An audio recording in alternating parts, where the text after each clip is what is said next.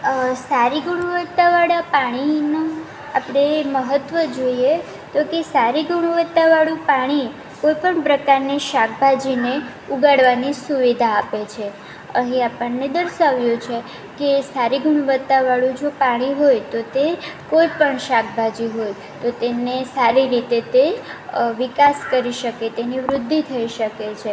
ત્યારબાદ છે કે સારી ગુણવત્તાવાળું પાણી ઊંચી ઉપજ અને શાકભાજીના પાકની ઉત્તમ ગુણવત્તાનો આધાર છે. કે સારી જો ગુણવત્તાવાળું પાણી હોય તો આપણને ઊંચી ઉપજ મળે છે અને ઉત્તમ ગુણવત્તાવાળી શાકભાજી પણ મળે છે. હવે દેશના જુદા જુદા ક્ષેત્રોમાં પાકની સિંચાઈ માટે ખરાબ ગુણવત્તાવાળું પાણી છે કે દરેક ક્ષેત્રોમાં આપણને શુદ્ધ પાણી મળી નથી રહેતું, તે માટે એ દરેક અલગ અલગ ક્ષેત્રોમાં ખરાબ ગુણવત્તાવાળું પાણી છે. હવે આ પાણી છે એ શહેરી અને ઔદ્યોગિક ક્ષેત્રોમાંથી આવતું પાણી ઉપચાર કર્યા વિનાનું ખરાબ ગુણવત્તાવાળું પાણી છે.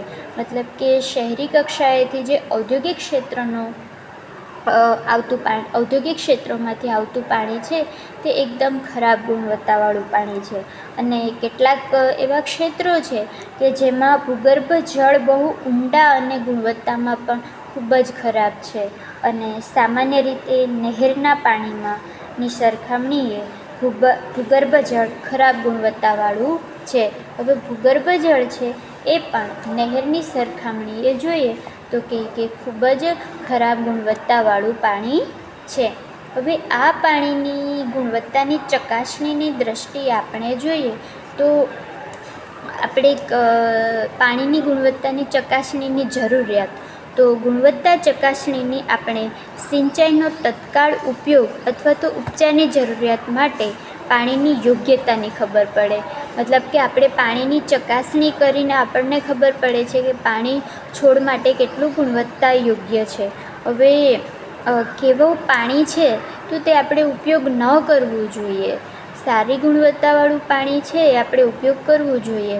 તો જો આપણે સિંચાઈ માટે ખરાબ પાણીવાળા પાણીનો ઉપયોગ ના કરવો જોઈએ તો તેના પોઈન્ટ છે અમુક છે કે તેનાથી જો આપણે ખરાબ પાણી ઉપયોગ કરીએ છીએ તો ક્યાં ક્યાં નુકસાન થાય છે. તો તેનાથી માટીનું આરોગ્ય બગડે છે, મૂળના વિસ્તાર પર વધુ પડતો ક્ષાર એકઠો થઈ જાય છે, ત્યારબાદ ઓછા ખનિજો લે છે અને પાકને ઉપજને અસર કરે છે. ખનિજો શોષણ કરી શકતા નથી અને છોડમાં તેનું પરિવહન નથી કરી શકતા. આથી પાકનું જે ઉપજ છે તેમાં અસર પડે છે. ત્યારબાદ છે માટીની પ્રસરણ ક્ષમતાને ઓછી કરે છે અને પાણીના પ્રવાહને વધારે છે. અને ત્યારબાદ તો કેટલાક છોડમાં તો ધાતુઓનું ઝેર પણ દેખાઈ આવે છે. હવે આ પાણીનો સિંચાઈ તરીકે આપણે ઉપયોગ કરીએ છીએ તો સિંચાઈનો પીએચ આંક, સિંચાઈ માટે આપણે જ્યારે પાણીનો ઉપયોગ કરીએ છીએ ત્યારે પીએચ આંક માપવામાં આવે છે. તો જે સિંચાઈનો પાણીનો પીએચ આંક છે તે કેટલો હોય છે તો કે 6.5થી 8.5 સુધીનો વચ્ચેનો ગાળો હોય છે. હવે પાણીમાં રહેલો ક્ષાર છે, મતલબ કે સિંચાઈના પાણીના યોગ્યતાના માપદંડ માટે પાણીમાં રહેલું સૌપ્રથમ ક્ષાર છે તો તે સમજીએ તો કે તે પાણીમાં રહેલા ભળેલા કુલ ક્ષારનો સૂચક છે અને જમીનની રચના, પાક, ઉપજ બંને માટે મુખ્ય ચિંતાનો વિષય છે.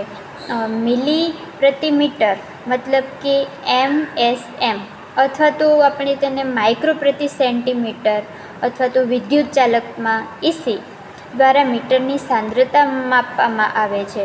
જ્યારે સિંચાઈ માટે 1500 માઇક્રોહોસ પ્રતિ સેન્ટીમીટરથી ઓછા પાણીવાળા ઇસી સારા હોય છે. ત્યારબાદ છે SAR મતલબ કે સોડિયમ શોષણ ગુણોત્તર.